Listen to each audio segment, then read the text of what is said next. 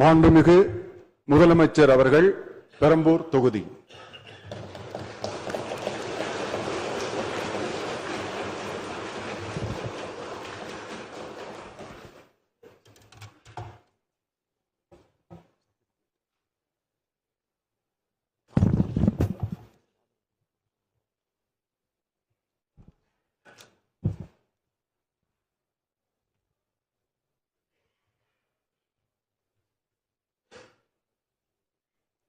சட்டமன்ற பேரவையின் உறுப்பினராக தேர்ந்தெடுக்கப்பட்ட சி. ஜோசப் விஜய் எனும் நான் சட்ட முறைப்படி நிறுவப்பெற்றுள்ள இந்திய அரசமைப்பு சட்டத்தில் உண்மையான நம்பிக்கையும் பற்றுறுதியும் கொண்டிருப்பேன் என்றும் இந்திய நாட்டின் இறையாண்மையையும் ஒருமைப்பாட்டையும் நிலைநிறுத்துவேன் என்றும் நான் மேற்கொள்ள இருக்கும் கடமையை நேர்மையுடன் நிறைவேற்றுவேன் என்றும் உளமாற உறுதி கூறுகிறேன்.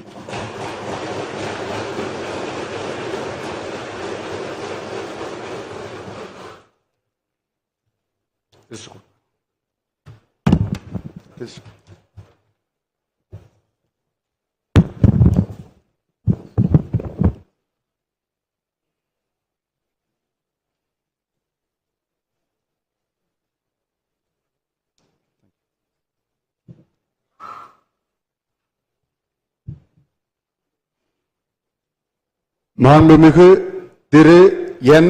ஆனந்த் தியாகராய நகர்.